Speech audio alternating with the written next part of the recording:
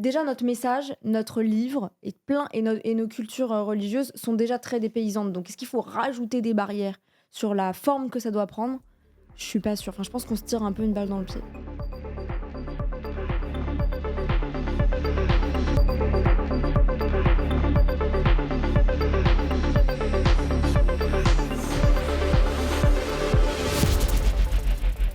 Bonsoir à tous, bonsoir à toutes, bienvenue sur Délire. Bienvenue sur l'émission de l'église, j'espère que vous allez bien. Salut Fiona, Salut Émile, tu vas bien? ça va et toi? Super, super, hein, Fiona qui est de retour parmi nous. Pour les vieux de la Bonsoir, vieille bonsoir. qui sont là depuis longtemps, Fiona est de retour et elle nous avait manqué. Et toi aussi, Evan, tu nous avais manqué. Ah, merci. Moins que Fiona, mais Oh.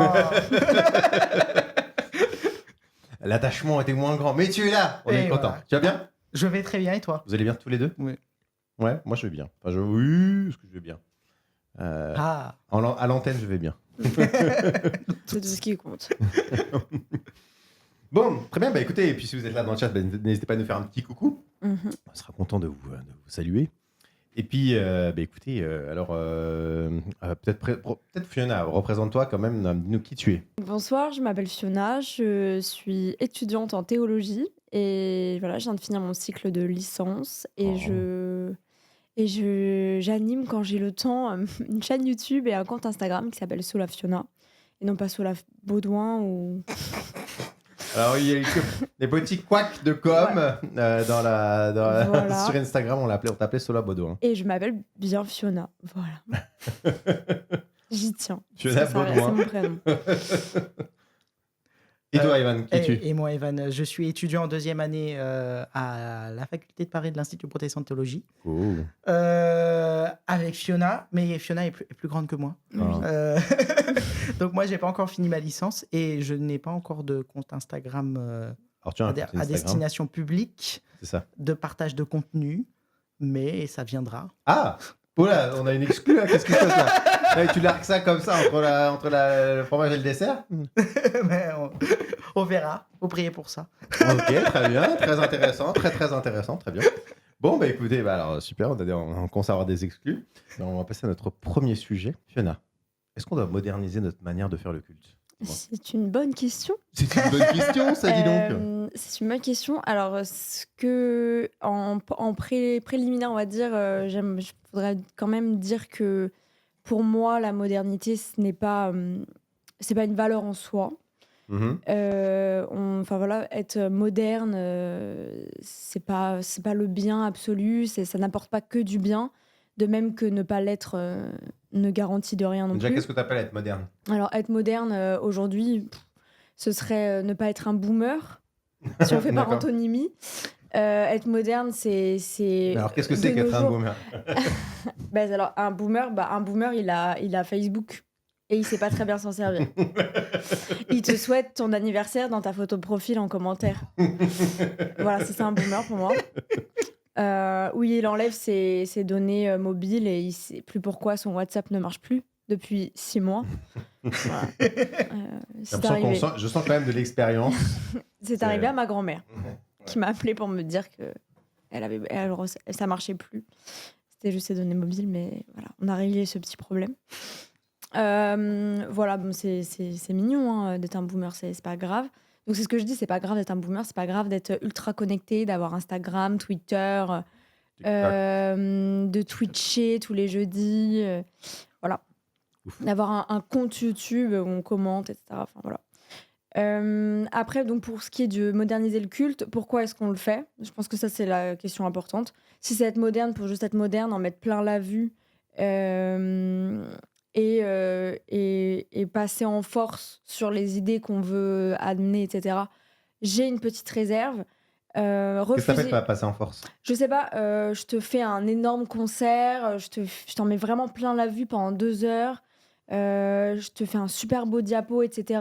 Et il n'y a aucune place pour ton esprit critique. T'en prends tellement plein la vue que tu vas consommer ce que je te propose lors du culte. Ça va être tellement extraordinaire. Ça force ton adhésion un peu. Ok. Alors évidemment, tu as toujours ton esprit critique. Quand tu vas à un spectacle, un concert, même s'il y a une mise en scène incroyable, une scénographie complètement dingue, tu peux quand même te dire que t'es pas d'accord avec ce qu'on raconte, mais je trouve que c'est plus difficile. Donc, Ok. quand tu es responsable d'un culte, c'est important de l'avoir en tête. La manière dont tu dis les choses, ça va plus ou moins influencer et convaincre les gens. Après, ça peut être ton but de convaincre les gens. Ouais. Mais du coup, faut faire attention parce que quand les gens viennent au culte, c'est peut-être pas pour être convaincus, c'est peut-être parce qu'ils cherchent autre chose. Une relation à Dieu, un moment de prière, un temps un peu d'arrêt dans la semaine. J'imagine autant de raisons que de personnes qui se déplacent à un culte. Ok. Mais voilà. Et en même temps, les protestants, on va parler des protestants. Enfin, en tout cas, moi, je suis protestante, donc je ne vais pas parler des autres. Le problème, c'est que les protestants, c'est oui, mais les protestants, c'est très large. Oui, bah du coup, on les peut protestants le prendre réformés. aussi large qu'on veut. Oui, mais oui, en l'occurrence, là, j'ai parlé des réformés pour ce qui va suivre. Mais ceux qui refusent toute forme de modernité parce que ce serait fondamentalement incompatible avec l'évangile, je trouve que c'est une bêtise absolue. Ouais. Et ça exclut de fait plein de gens qui n'ont pas les codes du culte. Et quand on n'a pas les codes du culte, quand le culte est, faut dire les termes un peu ennuyants, les gens viennent plus. Non, mais les gens viennent plus, ils s'ennuient. Et la modernité, ça peut être une clé et un potentiel de créativité qui fasse revenir des gens ou qui fasse venir des gens qui n'ont pas l'habitude, qui n'ont pas les codes. Et c'est un peu les prendre par la main et leur donner des supports autres que juste l'oreille et l'écoute, ce qui sont des supports très difficiles, surtout quand on est jeune aujourd'hui et qu'on a une capacité de concentration qui diminue. C'est un fait. Et même moi, je m'en rends compte, j'ai 25 ans et pourtant j'ai une formation théologique. Parfois, j'ai du mal à écouter la prédication qui dure 30 minutes si j'ai juste une prédication. Si j'ai pas un support écrit ou un petit diapo ou un petit truc, parfois je me sens partir.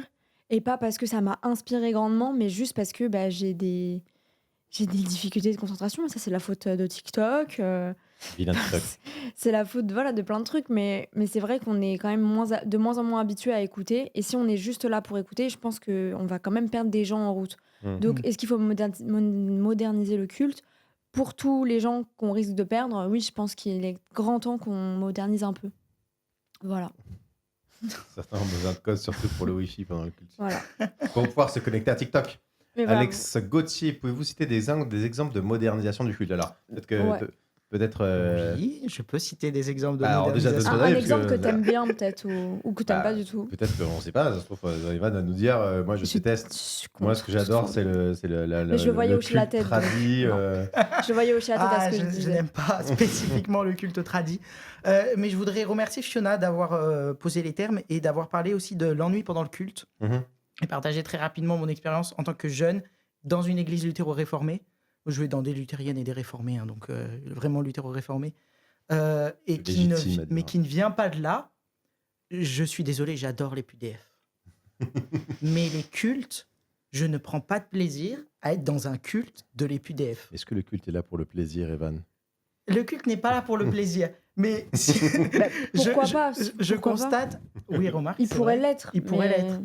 Il pourrait l'être, pourquoi pas. Enfin, je vois pas le problème, moi, de prendre du plaisir à un endroit. Hein, mais... D'ailleurs, si on dit qu'on est dans la joie, faut peut-être... Surtout qu'on la joie, c'est souvent, différent que le plaisir, justement. C'est une joie intérieure, tu vois. C'est une joie intérieure. C'est une sérénité. Voilà, c'est ça. Ce serait plus juste de dire qu'on est dans la sérénité. Ou dans le calme. Non, mais moi, je suis d'accord. Mais vas-y, continue. Ouais, donc c'est intéressant parce que je constate en parlant avec d'autres jeunes de mon âge que je suis pas le seul du tout, en fait. Oui, c'est un vrai sujet, je pense. On est plusieurs. Principalement, les gens qui viennent pas de l'EPUDF ressentent ça, mais je pense que même les jeunes qui sont dans l'EPUDF, qui ont l'habitude, ils sentent quand même des fois une certaine forme d'ennui. Alors, moi, je me pose la question, je me demande si est-ce qu'ils le ressentent pas ou est-ce qu'ils se sentent moins à l'aise de le dire ? Parce qu'il y a un côté où je me sens moins à l'aise de critiquer la culture de mes parents. Moi, je suis pareil, je viens pas de l'EPUDF, donc entre guillemets, j'ai pas l'impression de cracher dans la soupe qui m'a fait grandir, tu vois ce que je veux dire ? Bah, tu vois, je me demande s'il y a un côté où un peu de sorte de fidélité. Vas-y, je t'ai coupé, excuse-moi, mais. Je sais pas. Non, mais moi je suis catéchète dans la paroisse où je suis. Enfin, donc je fais le catéchisme avec des jeunes. Donc moi j'ai des ados. Et ils ont aucun mal à me dire que ça les. Enfin, ça les ennuie à mourir le culte. Quand je leur dis qu'on va aller au culte, parce que ça arrive 2 fois par an qu'on reste au culte. ils ont envie de mourir et de me tuer. Et Ce qui est dommage. Ils n'hésitent pas à me... Ils veulent mourir et t'emporter avec eux. Ah ouais. Ils veulent qu'on meure tous parce que je pense qu'ils pensent que c'est la meilleure chose qui peut leur arriver à ce moment-là. Et non, c'est difficile de les faire s'asseoir pendant 1h30, d'écouter une prédication. Ils décrochent complètement, ils regardent ailleurs. En plus, il n'y a pas grand-chose à regarder, mais ils arrivent quand même à regarder ailleurs, c'est quand même fou. Donc, c'est même pas un argument pour la déco inexistante dans les temples, quoi, parce que ça les empêche pas de faire autre chose. Ok.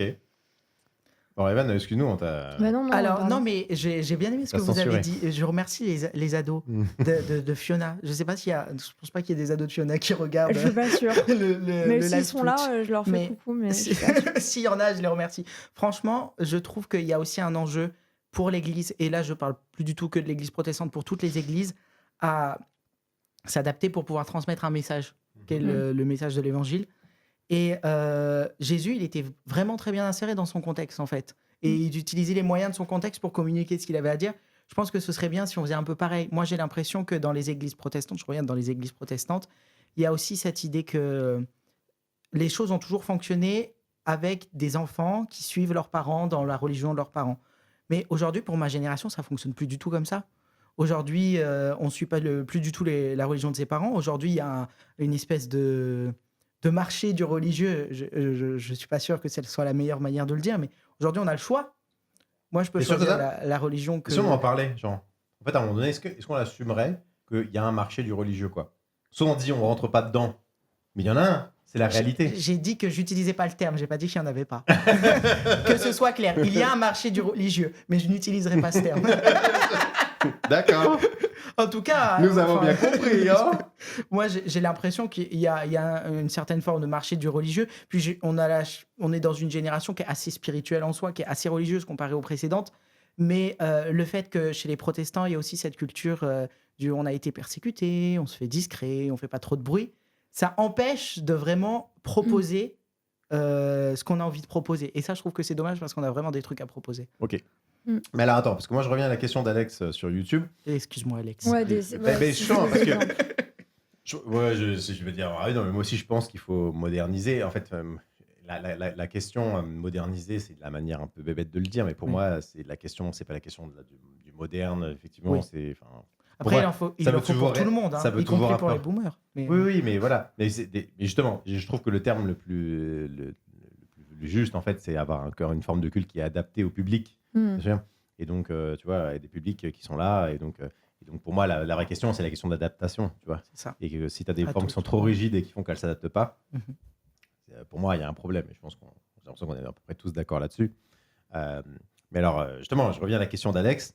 On rentre dans l'art, tu vois, c'est le moment de dénoncer. Ouais. Qu'est-ce qu'il faut moderniser? Moi, j'ai une dénonciation à faire. Vas-y. Alors, j'étais au culte dimanche, et je dirais pas où, mais Evan était au même endroit que moi. Et le son était catastrophique. Oui. Ouais. On est en 2024. Là, on parle dans des micros super et tout. Comment ça se fait que dans une paroisse, quelle qu'elle soit, je dirais pas le nom encore une fois, le son soit nullissime? Comment c'est possible, ça? Et ça, c'est une modernité dont je pense qu'on pourrait, on pourrait se la payer, quoi. Enfin, franchement, ça ferait pas de mal qu'on t'entende, puisque c'est un peu la base. Puisque t'es là pour parler et puis que nous, on est assis sur un banc pour t'écouter. Donc, j'ai trouvé ça trop dommage, quoi. Okay. Mais la moitié de ce que disait la pasteur, on n'entendait pas. Ou ça mourait dans les haut-parleurs et...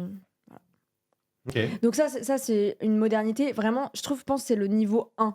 Ouais. C'est qu'on t'entende quand on est venu pour écouter quelque chose. Après, on peut se permettre toutes les fantaisies. Il y a des pasteurs. Moi, on partage le temple où je suis avec des Coréens. Et parfois, mais pas tout le temps, mais parfois, il fait une prédication avec un diapo. Et il commente un peu les trucs sur son diapo. Tu parles du pasteur coréen? Là, je parle d'un pasteur coréen qui n'est pas dans notre église, enfin, qui n'est pas dans les PUDF. Mais c'est quand même intéressant, je trouve. Puis ça permet de faire 2-3 blagues, enfin ça permet des respirations. Moi j'aime bien la prédication diapo. Okay. Si on la fait correctement, alors si c'est un diapo bullet point en noir et blanc trop moche, laissez tomber. Mais là, quand ils se mettent une petite caricature, un petit dessin, même un tableau, mais voilà, du support visuel. Voilà, c'est pas forcément le mot PowerPoint qu'il faut utiliser, mais du support visuel, je trouve que c'est sympa. Alors là, les protestants vont crier.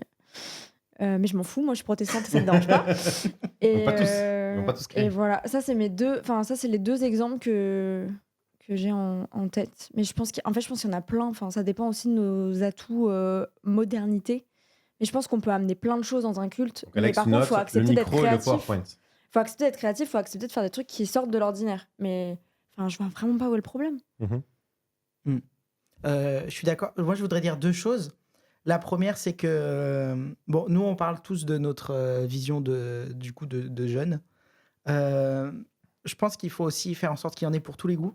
Ouais. Donc, pour celles et ceux qui seraient derrière leur écran et qui n'ont pas envie de voir le culte du dimanche matin devenir une boîte de nuit, on va faire un peu boîte de nuit, mais on va faire aussi un peu tradi. Enfin, le but, à mon avis, c'est qu'il y en ait vraiment pour tout le monde. Ok. C'est pas que ce soit le culte d'une catégorie de l'Église, mais que ce soit le culte de tout le monde. Et la deuxième chose, c'est que je pense qu'un réflexe que j'entends beaucoup, c'est de se dire, de culpabiliser un peu les jeunes, mais bon, il y a d'autres catégories en disant oui, mais de toute façon, vous savez plus écouter, vous savez plus vous concentrer, etc. Je pense que l'enjeu dans l'Église, c'est de constater et d'essayer de ne pas porter de jugement de valeur. Par exemple, les ados ne peuvent plus écouter des prédications de 30 minutes. C'est un fait. Les réseaux sociaux ont fait qu'on n'a plus le même temps d'attention. On peut passer 45 minutes à se lamenter là-dessus en disant « Oh là là, les ados, franchement... » Et 45 ans... Mais on peut aussi faire en sorte de trouver des moyens de communication qui font que non seulement ça va plaire aux ados, mais en plus, le format fera qu'ils seront plus attentifs à ce qui se passe et donc qui retiendront peut-être plus que ce que... Aujourd'hui, les gens retiennent une prédication de 30 minutes parce que personne ne retient une prédication de 30 minutes. Oui, il n'y a pas que les jeunes qui sont concernés. Hein. Oui.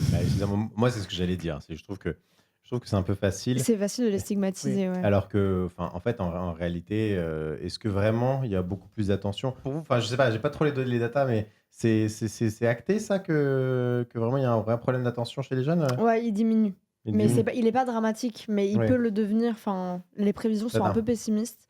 Mais ouais, il a diminué mais c'est même la génération en dessous de la nôtre. Oui. Parce que nous, on est quand même vieux avec Evan. Mais moi, mes petits frères et petites sœurs, c'est moins que moi déjà. Et les générations qui arrivent, qui passent beaucoup de temps sur les écrans, malheureusement, ça... Alors, il y a Alex qui répond, ça compte pas les problèmes techniques. Chaque église locale fait avec ses propres moyens. Il y a bien des églises de maison sans système de son pour moins de 40 personnes. Oui, mais église maison, avec ça, on entend. Enfin, il n'y a pas de problème, je pense. Ouais, mais c'est vrai que je suis un peu d'accord avec Alex. C'est-à-dire que... Problème technique, c'est pas de la modernité pour toi? Non, c'est pas ça que je veux dire. Mais ce que je veux dire, mais tu l'as dit un peu aussi, c'est un peu le niveau 1. Tu vois, c'est un peu... Ces trucs, c'est un peu la base. Je pense même que, dans une certaine mesure, tout le monde serait d'accord avec toi. Tu vois, pour dire qu'à un moment donné... Ouais, mais il faut bien commencer quelque part. En fait, la modernité, tout le monde l'a réécrit, mais en fait, on l'a chez nous. Ouais. Mais en fonction de comment on la regarde, on va se dire que c'est pas forcément grave. Enfin, les problèmes de son, ça se règle. Enfin, il n'y a pas de problème où tu demandes à quelqu'un. Enfin, en vrai, c'est pas si compliqué. Mais je veux dire, personne va se fâcher dans l'église parce qu'il y a un bon son, tu vois. Non, voilà. Là, vraiment, là, le son était vraiment trop bonne qualité. Mais par contre, ils vont se fâcher s'il est mauvais. Oui, voilà. Mais ce que je veux dire, c'est que... Ouais, mais c'est leur faire... C'est une porte d'entrée pour leur dire, la modernité, vous l'avez, en fait. Vous en bénéficiez... depuis longtemps, quoi. Enfin, ça fait longtemps qu'il y a des micros et des haut-parleurs dans les temples. Oui, non, je suis d'accord. Mais vous pensez pas qu'il y a un... Donc pourquoi pas un écran? Ouais, ok, d'accord. Mais... Si c'est pour leur montrer des choses intelligentes, on va pas scroller sur Instagram ensemble. Enfin, quoique. Oui. En fait, il y a tellement de trucs. Parce que, en fait, moi, sur la question des 30, par exemple, des 30 minutes de prédication, moi, je suis pas si certain que le problème... Enfin, en fait, pour moi, beaucoup de gens parlent, et j'entends beaucoup parler dans les églises, des problèmes de durée de la prédication. Et en trop long ou trop court? Tout le monde dit les prédications sont trop longues, il faut raccourcir les prédications. J'entends beaucoup de personnes, mais même parmi ce que vous dites, des gens qui vont dire oui, il faut raccourcir les prédications, il faut que ce soit plus court, c'est trop long. Mais moi, je ne suis pas forcément d'accord avec ça parce qu'en réalité, j'ai l'impression que c'est une forme de renoncement où en fait, en gros, on a beaucoup de prédicateurs qui sont chiants et on se dit autant raccourcir la peine, tu vois. Ouais. Mais la réalité, c'est que l'art oratoire, en fait, c'est un art qui ça travaille. Et le problème, c'est que beaucoup de pasteurs ne sont pas formés à cet art-là. Et donc, captiver une audience, savoir l'attraper, l'accrocher et relancer la tension, renouveler ça, tu vois. Enfin, penser sa prédication pour avoir des moments de respiration, des moments où tu rattrapes, avoir des moments de répétition. Effectivement, si tu penses ta prédication comme un moment où tu transmets de l'information à tir continu sans jamais t'arrêter, forcément, oui, évidemment, les gens ne mémorisent pas ce que tu as dit au bout de, enfin, tu vois, au bout de 15 minutes, ils ont perdu le.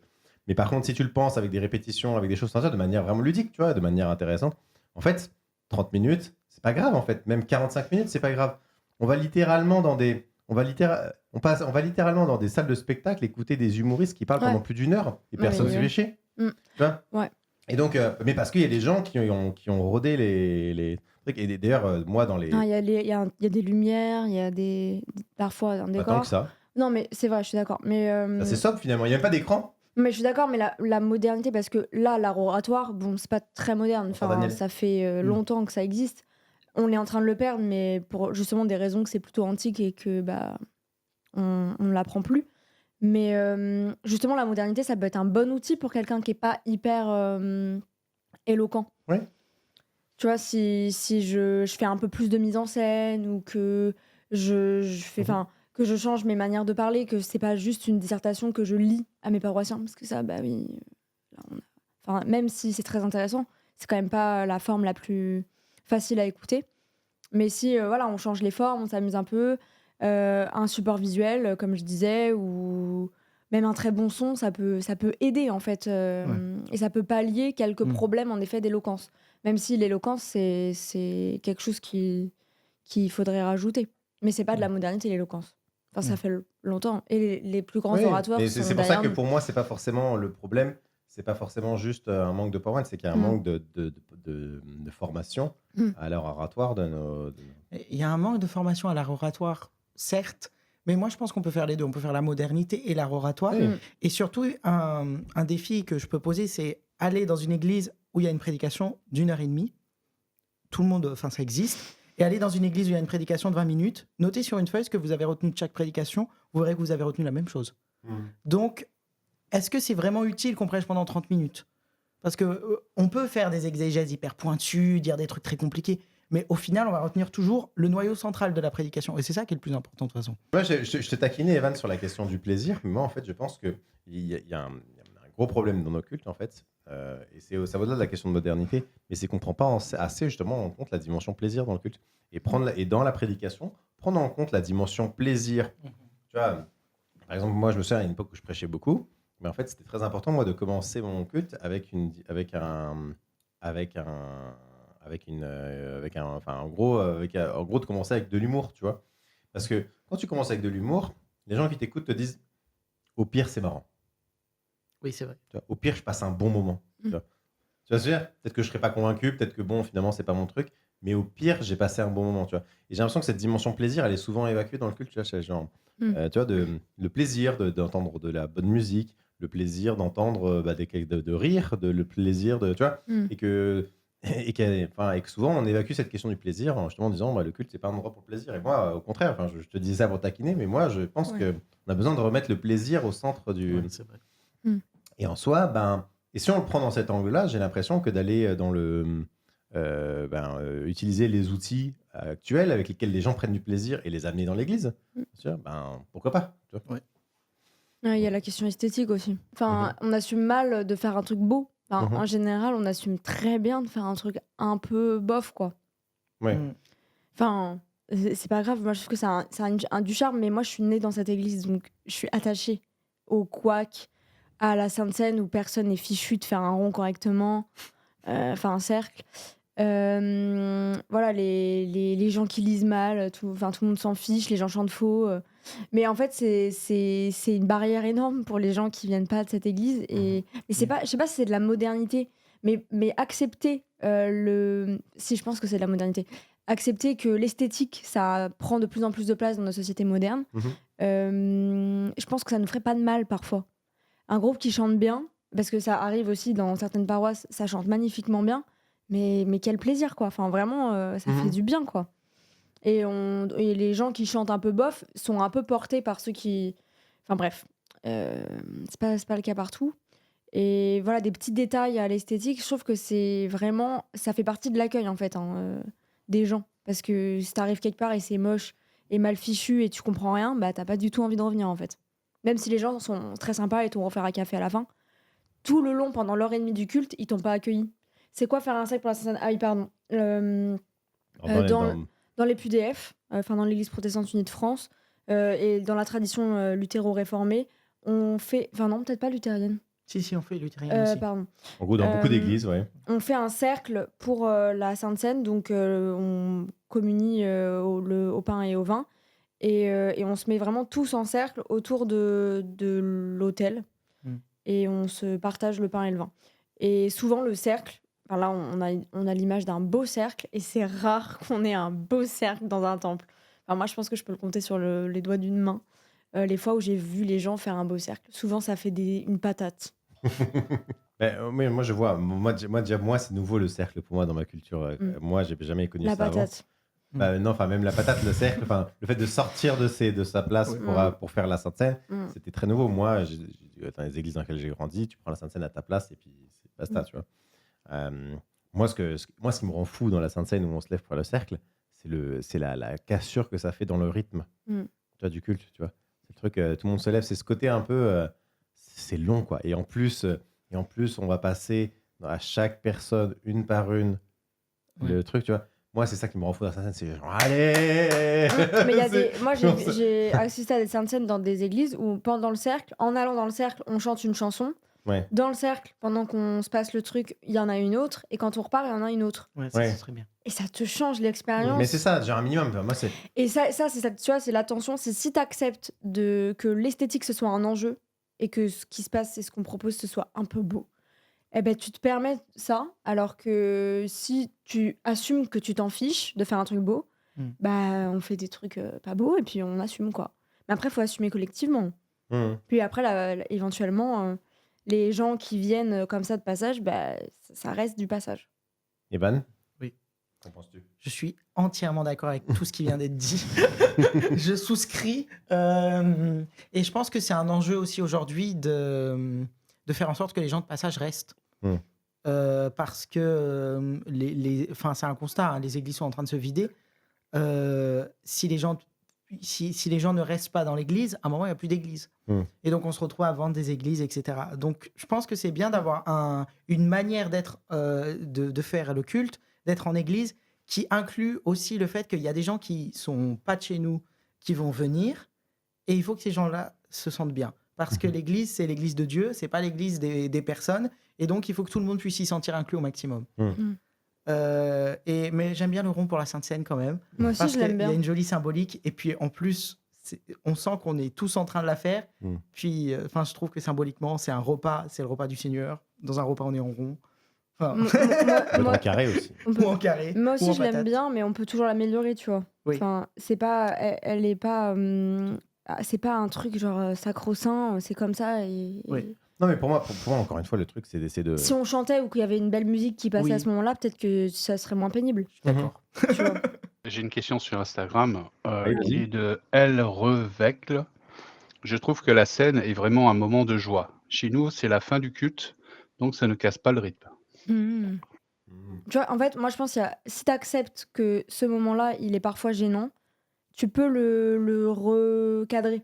Ouais. Soit tu le fais avec de la musique, soit tu le mets à un autre endroit, c'est vrai. Enfin, c'est une bonne idée. Enfin, en fait, je pense qu'il y a plein de manières de Mais j'aime bien ce que tu disais, c'est le se dire... garder et de le modifier. En fait, c'est Pas de le réformer, quoi, quelque s'attacher part. à faire bien les choses, en fait. Je pense que l'aspect esthétique et l'importance que ça a pris, je pense que ça a vraiment explosé au XXIe siècle. Parce qu'avant, il n'y avait pas autant d'images médiatiques et on n'était pas en permanence assailli d'images. Et ce truc, vraiment, images, pour te vendre un truc, on est obligé de... Tu achètes plus un truc que tu trouves beau en photo ou dans la pub qu'un truc... et là, une photo moche, à contre-jour, je ne sais quoi. Ouais. Et en fait, c'est assez récent.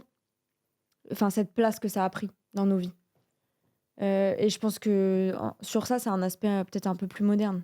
Parce qu'avant, je pense que c'était pas dérangeant parce que peut-être que c'était plus en accord avec le reste du quotidien. Mais là, ça dénote. Là, il y a vraiment un clash entre le culte et le reste de nos vies qui est hyper lissé, de nos comptes Instagram qui sont voilà, nos feeds parfaits, nanana. Et même si nous, on joue pas ce jeu-là, on est en permanence soumis à ces images. Après, les clashs, c'est bien aussi. Enfin, je veux dire, on est aussi là un peu pour se dépayser. Oui. Mais déjà, notre message, notre livre est plein et nos cultures religieuses sont déjà très dépaysantes. Donc, est-ce qu'il faut rajouter des barrières sur la forme que ça doit prendre? Je suis pas sûre. Enfin, je pense qu'on se tire un peu une balle dans le pied. Et pour moi aussi, il y a aussi une dimension de. Mais là, c'est une deuxième question que je voulais vous poser, puis après, on va passer au sujet suivant. Mais de se dire, OK, en fait, c'est qu'en tant que protestant et particulièrement protestant luthéro-réformé, on est très centré sur la parole. Et ça a tendance à nous faire oublier que, en fait, nos actes, notre manière d'être, elle parle aussi, en fait. Quand tu as des sièges qui sont pas confortables, ou que tu fais patienter les gens, ou que tu leur fournis de la qualité médiocre d'un micro, par exemple, et en fait, ça dit quelque chose aussi, tu vois. Tu les mets un peu à l'épreuve, Ouais, non, et puis surtout, tu leur envoies un message. C'est-à-dire que tu parles aussi avec le contexte, avec la manière de faire, tu vois, et que c'est pas que les mots que tu dis, tu vois, c'est pas que le fond, tu vois, il y a une sorte de mépris pour la forme, Ah ouais, complètement. pour le fond. Mais moi, donc une sorte de mépris pour la superficialité, tu vois. Mais pour moi, le problème, c'est que si je te dis que je t'apprécie beaucoup tout en te faisant un signe insultant, je veux dire, le message, il est troublé, quoi. Et en fait, et de s'interroger sur comment les gens perçoivent ce qu'on fait, notre manière d'être, tu vois. Moi, quand je sais pas, moi, je vais à un culte, tu vois, et que je capte pas le micro, j'entends pas ce qu'on me dit, je me sens pas respecté, je me dis, tu vois. Et, oui, tu vois, c'est une question d'accueil. après ça, tu peux me dire, on t'aime très fort, tu vois, mais enfin. Tu vois, Oui, t'as entre pas guillemets, il y a entendu ça. tes actes pas écrits plus fort que tes mots, quoi, tu vois. Et insister aussi et revenir à prendre conscience et redescendre de ses grands chevaux en disant nous, on fait, tu vois. Oui, nous, c'est le centre, c'est la Nous, parole, et c'est ça. tout. Et tu vois, on n'est pas, Sans on n'est pas chichi, superficiel, ouais. tu vois. Oui, Voilà. c'est épuré de tout ce qui pourrait la gêner. C'est ça. Mais alors ça, je pense que c'est pas nouveau comme idée, mais là, nous, ce qu'on vit actuellement, je pense que c'est un basculement, c'est que maintenant, la forme, elle a tendance à prendre un peu plus d'importance sur le fond de ce qu'on dit, alors qu'avant, je pense qu'il y avait plus un équilibre. Enfin, Victor Hugo en parlait, était très attaché au fond-forme, et il faisait hyper gaffe à la manière dont il écrivait, etc. Construisait ses chapitres, ses livres, à ce que ça soit en harmonie, et donc il y avait vraiment un équilibre. Maintenant, je pense que la forme prime un peu. À mon avis, il faut lutter contre ça, il faut revenir à l'équilibre, mais tu peux pas évacuer la forme. Enfin, c'est impossible. Parce que justement, ton message, il vient avec quelque chose, quoi. Enfin, c'est pas une pure infusion de l'esprit, sinon on reste chez nous.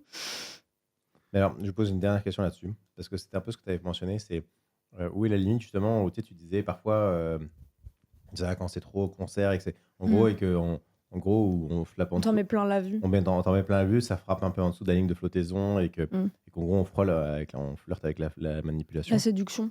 La séduction. Mais, parce que tu disais, quand c'est un concert, mais moi, je sais pas, moi, je vais à un concert de Coldplay, on m'en met plein la vue aussi. Ah ouais, mais j'adore.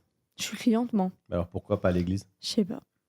Parce que je pense que c'est pas juste pour passer un bon moment, je pense qu'il y a aussi la réflexion, l'intériorité, la prière. Je pense que c'est un bloc, en fait, c'est un bloc compliqué, le culte. Il y a plein de moments qui se passent, il y a la louange, il y a... Donc la louange, tu vois, là, carrément, je pense que tu peux mettre le paquet sur la louange. La louange, souvent, enfin en tout cas chez moi, dans ma culture réformée, elle ressemble pas à une louange. Enfin, elle ressemble à une confession des péchés. Enfin, le ton, etc., il n'y a pas vraiment de vraie différence. Voilà. Donc je pense que tu peux mettre le paquet sur la louange, mais par contre, il y a aussi un moment de confession des péchés, de volonté de Dieu. Il y a un moment où on lit la Bible. Il y a la prière d'intercession. Enfin, il y a tellement de moments que ça peut pas être que du Coldplay pendant 1h30. Enfin, je pense pas. Non, mais... Parce que je pense pas que les gens viennent que pour passer un moment. Mais par contre, pendant les bons moments du culte, ça serait bien qu'on les fasse vivre, quoi. Je dirais aussi que la limite, c'est déjà que tout le monde se sente à l'aise dans la communauté. Mais aussi un autre truc, c'est que quand tu as des églises qui existent et qui ont plein d'avantages par ailleurs, mais où les gens sont perpétuellement plongés dans la musique pendant 3 heures, dans une espèce d'hypnose douce, et que le prédicateur fait croire que ce qu'ils sont en train de vivre, c'est le Saint-Esprit. À mon avis, ça me paraît être une limite importante. Il ne faut pas qu'on fasse croire que cette modernité-là, ou ce qu'elle fait vivre, c'est l'action de Dieu. Non, c'est nous qui avons préparé les choses de manière à ce que les choses soient puisse nous permettre d'apporter le message qu'on va apporter. Mhm. Et oui, bien sûr que Dieu va agir dans ce contexte-là, mais il faut quand même une limite, je pense. Ouais.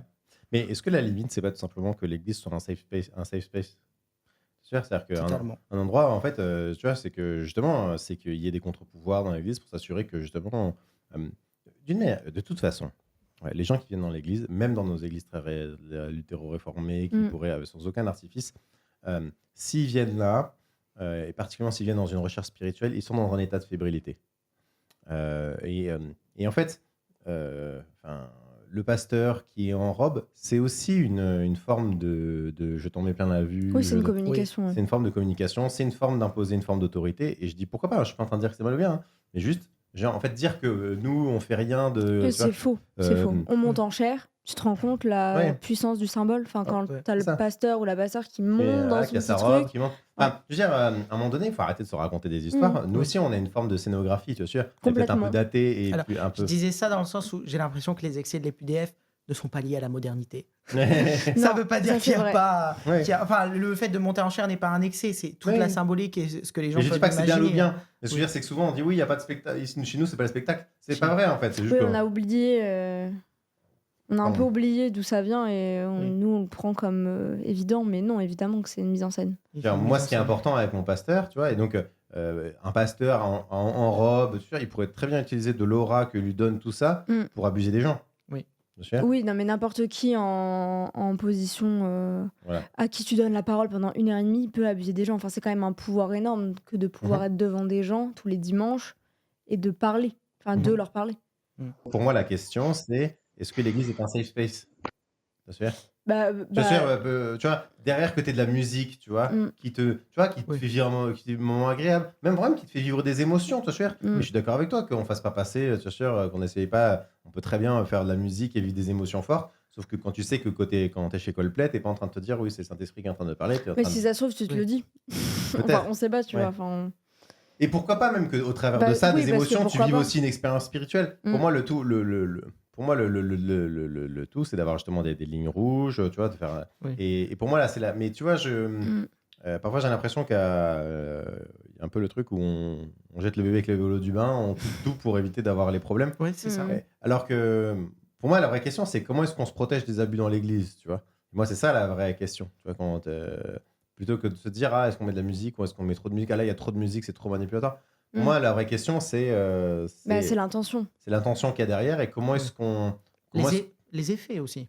Oui. On peut ne pas avoir l'intention de manipuler les gens et les manipuler quand même. C'est l'intention que toi, tu mets dans ce que tu fais et la capacité à prendre de la distance avec les effets ou les conséquences de ce que tu fais et à rectifier éventuellement. Oui, et puis surtout que et que tu sois pas tout seul à décider en général. C'est ça, et surtout que la possibilité pour des gens de dire là, je crois que tu as déconné. Tu vois. Surtout. Là, j'étais pas d'accord avec ce que tu dis. Et c'est ça souvent le problème pour savoir un peu de quoi tu parles. C'est que quand le pasteur a dit oui, moi je le sens avec Saint-Esprit, il y a personne qui peut venir lui dire pour lui dire là, il me semble que tu abuses un petit peu sur. Tu vois. Et c'est vrai ça aussi, c'est les problèmes de contre-pouvoir.